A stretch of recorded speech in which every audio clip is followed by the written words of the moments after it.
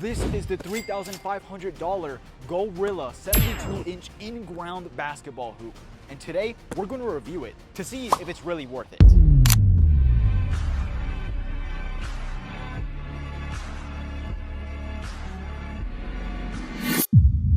The basketball hoop has officially came in. Let's see it. The boxes were actually delivered on top of this wooden crate, which was interesting. Once I opened it, I saw all the parts and supplies that were included for the assembly. A couple days later, we ended up digging a hole and going to the hardware store to get some concrete bags. And we ended up getting 18 of these 60-pound concrete bags because they were easier to carry. The next day, we decided to go back to the hardware shop to rent a concrete mixer. It barely fit in our car, but we successfully got it home. All right, guys, we are masked up and ready to go. Let's start this process. To begin this installation process, we first started off by pouring a bucket of water, and then we poured multiple bags of dry concrete mix to create the concrete foundation. And let me tell you, there was concrete dust everywhere. That's why wearing masks was essential for the installation process. I was literally covered in this dust. After the foundation was done mixing, it was time to pour it in. And yeah, pretty much we had to repeat the same process more than 5 times. Luckily, the process wasn't too demanding because a concrete mixer handled most of the work. Midway through, I had to place some rebars for extra support. Then afterwards, we prepared and added a wooden mold around the base before we poured the concrete. Then we just ended up smoothing it out to make it nice and tidy. Lastly, we carefully leveled and placed the anchor system that supports the entire hoop. About a week later, we started assembling the actual basketball hoop. Unlike other basketball hoops, the pole came in one piece and we just had to attach additional parts to it. These parts were the arms that hold the backboard and the actuator lift system, which is what lets you raise and lower the hoop height smoothly. After the pole was fully built, it was time for us to place it on the base anchor. Lifting the pole was insanely hard, but we still managed to get it done. And of course, we had to secure it in place for extra safety.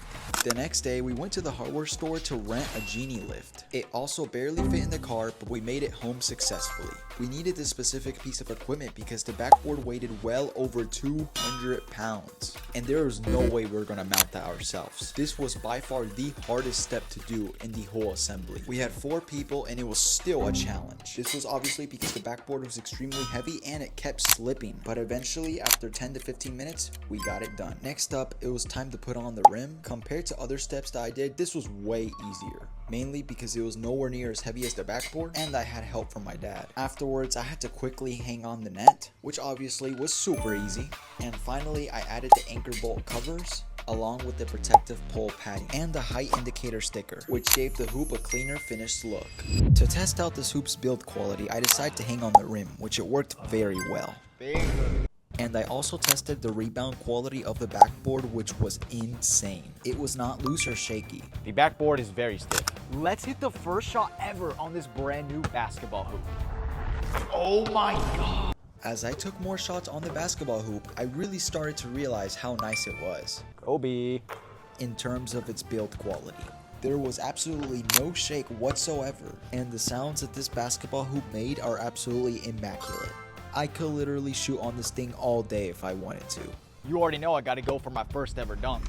Hey, let's go! Dunking on this thing is hands down the funnest part of playing on this basketball hoop. This is because it truly felt like one of those NBA stadium hoops. Every dunk really showed off the hoop's durability and premium build quality. Here are some first-person shots so you guys can get a better feel for the hoop. Now it's time to adjust the hoop's height to play on a regulation rim. Too much. Because of the heavy backboard and rim, the crank took more effort to turn. Playing on this hoop at regulation height was the most realistic experience yet. Seeing the hoop in action made the aesthetics and overall build look even more impressive. The rim was so stiff that you almost had to swish every shot. This time it genuinely felt like I was playing on one of those premium LA Fitness gym rims. I was shocked by how well this hoop handled my gameplay. It's safe to say whenever I made a shot on this hoop, it felt earned.